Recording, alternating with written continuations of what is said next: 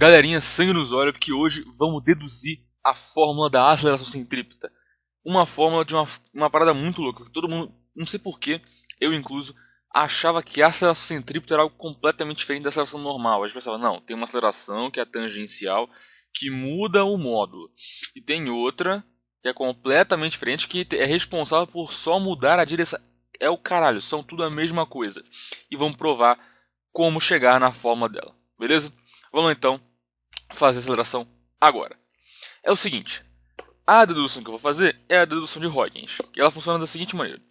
Vamos pegar um círculo, uma trajetória circular, que é onde vai estar a nossa partícula. A nossa partícula, que vai ser esse pontinho azul aqui, ora, ela vai estar executando uma trajetória circular de centro O, e vamos tomar um ponto A específico dela, certo? Vamos lembrar que esse círculo aqui vai ter um raio R, vou pôr só raio, opa, o que eu fiz aqui? Vou pôr só R aqui, vai, R. E aí o que acontece? Essa partícula no ponto A vai ter uma velocidade V, certo? Tranquilo. Passado um tempo, exatamente ΔT, ela vai estar no ponto B. Só que esse ponto B, o que acontece? A velocidade vai ter mudado a sua direção, certo? Só que vamos considerar um movimento circular e uniforme, um MCU, e vamos considerar que o módulo está constante, para a gente calcular somente a aceleração centrípeta, tudo bem? Beleza. É importante a gente frisar o seguinte, a aceleração centrípeta ela é uma aceleração, e como toda aceleração, ela é definida da seguinte maneira, a aceleração resultante em um objeto, que nesse caso, por ser somente uma, é a centrípeta, nesse caso é a centrípeta, é a variação vetorial da velocidade pelo intervalo de tempo que ocorre a transformação. Toda a aceleração, seja tangencial, seja centrípeta, no fundo é isso. Qual que é a grande diferença aqui? O que acontece é que existe, sei lá, num movimento que fosse uniformemente variado, um MCU-V, o que aconteceria é que você teria uma aceleração somente, sei lá, uma partícula que está tendo aceleração, sei lá, aqui está a trajetória dela, sei lá, está assim a aceleração, essa seria a aceleração que ele tem, que é total, que seria a variação vetorial. Só que a gente decompõe ela em x e y e fala que a y é a centrípeta. Basicamente é isso. Tudo bem? Beleza. Só que nesse caso, como é um MCU, a aceleração total é a centrípeta. É a única, é a que está em y. Beleza? Mas enfim. Então, a aceleração por definição é ΔV vetor por ΔT. Tranquilo. Por que eu estou falando isso? Pelo seguinte. Se a gente pegar... Lembra que vetores podem ser transportados pelo espaço. Ou seja, eu posso pegar um vetor que está aqui, outro que está aqui e juntar as bundinhas deles numa só, certo? E o que acontece? Vamos lançar a mão da regra das duas perpendiculares nisso daqui, nas retas OA e OB, certo? O que acontece? Como as velocidades em qualquer instante de uma trajetória são perpendiculares à curva localmente, então o vetor velocidade e a sua reta suporte são perpendiculares à reta OA. A mesma coisa para a reta OB e para o vetor velocidade no ponto B. São perpendiculares também.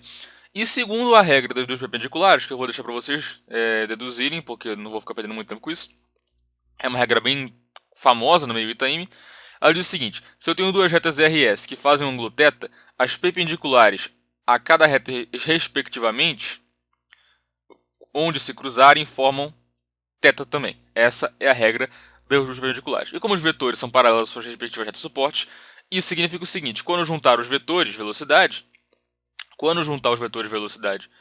em um ponto, ou seja, o vetor velocidade no ponto A, aqui, e juntar o vetor velocidade no ponto B, aqui, juntar eles num ponto só, o ângulo que eles vão formar é o ângulo que as suas retas suporte formam. Só que como cada reta suporte é perpendicular respectivamente a cada raio, formam um θ também, certo? Mas mais do que isso, o que é isso daqui, ó? Esse aqui era o vetor no início, esse aqui é o vetor no fim. Ou seja, se eu unir os vetores, eu tenho que esse daqui é o vetor ΔV, é o vetor variação de velocidade, é o vetor que nos indica como que o vetor velocidade variou, certo? Beleza? Tranquilo. E por que eu estou falando isso? Porque a gente pode lançar mão, para fazer um cálculo de módulo, a gente pode lançar mão da lei dos cossenos. Lei dos cossenos. Por que disso? Porque se eu pegar esse triângulo daqui, eu posso dizer o seguinte, que lei dos cossenos, o quadrado do lado oposto ao θ é igual ao quadrado do primeiro adjacente, pode ser esse aqui, por exemplo, mas o quadrado do outro adjacente menos 2 vezes o primeiro adjacente, vezes o segundo adjacente, vezes o cosseno do ângulo entre os adjacentes. Ou seja, eu posso dizer que ΔV quadrado é 2v quadrado vezes 1 menos cosseno de θ. Eu só fatorei o 2v quadrado. Desenvolve um pouquinho aí que você vai ver isso aqui. Vamos deixar essa equação em parada. Por quê? Se a gente quer calcular a aceleração centrípeta, que no caso do MCU é a aceleração total, a aceleração resultante, temos que saber o ΔV e o ΔT.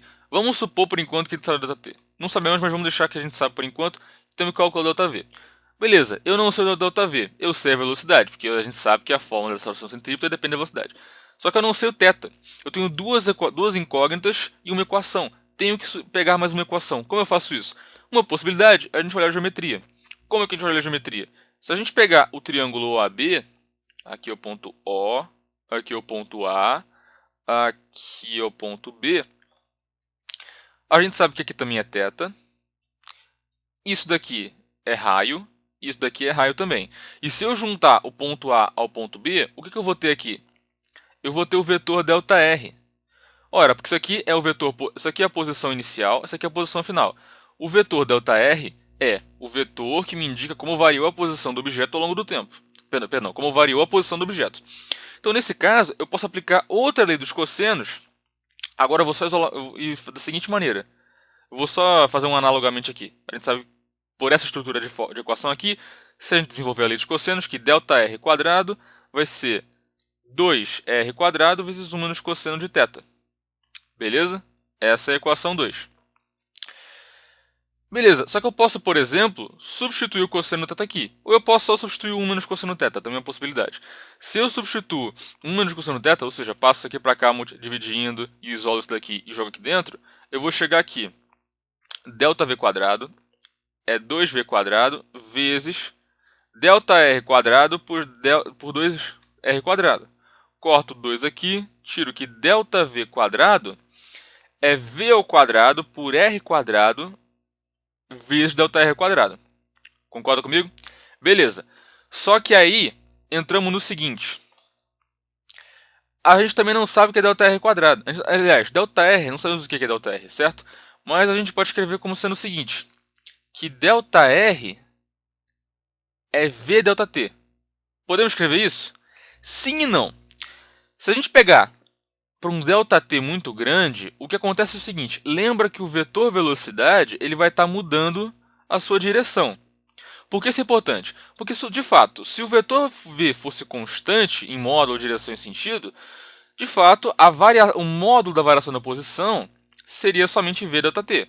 Certo? Porque seria velocidade média, e isso é válido para um MRU. Só que não é MRU, é MCU. Então a velocidade muda a direção. Ou seja, isso aqui não é mais constante, então eu não posso aplicar isso. Só que se eu pegar um ΔT muito pequeno, um ΔT infinitesimal, um ΔT muitíssimo pequeno tendendo a zero, o que acontece é que o vetor velocidade ele estava assim antes. No ponto B, ele está assim. Só que se eu pego para um ΔT muito pequeno, não dá tempo para o vetor velocidade mudar direito. Ele vai, sei lá, fazer isso aqui, por exemplo. Sei lá, algo mais ou menos assim.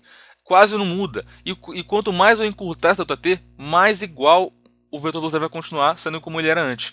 Então eu posso dizer sim que para um ΔT muito pequeno, ou seja, para um dt, a gente pode dizer que dr, ou seja, um infinitesimal valor, diferença de posição, vai ser igual a velocidade vezes um infinitesimal valor de tempo. A gente pode dizer isso. Então, ao invés de a gente escrever, por exemplo, ΔV, a gente pode pegar agora dV, porque estamos analisando tudo para um intervalo de tempo muito pequeno. Então, a gente pode pegar o seguinte. A gente pode dizer... Deixa eu deixar mais denso isso daqui. Então, a gente pode dizer o seguinte. Podemos dizer que, voltando aqui, se a gente pegar por um ΔT muito pequeno, a gente podemos reescrever essa equação como sendo dv quadrado é igual a v quadrado por r quadrado vezes dr quadrado.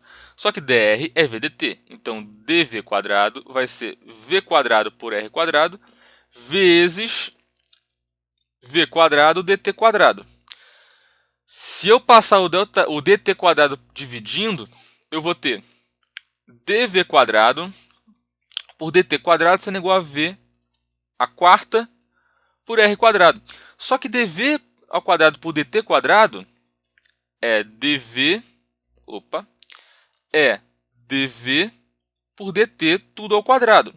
Só que o que é dv por dt? É a aceleração total no ponto. É a aceleração total naquele instante. E como é um MCU, a gente conseguiu ver que essa aceleração total é a centrípeta. Logo, a gente pode escrever que a aceleração centrípeta ao quadrado é v² por r². Passando a raiz, a aceleração centrípeta é v² por r. TG provado. CQD quadradinho, cot era demonstrandum e etc. Falou, galera. Abraço e é nóis. Tchau, tchau.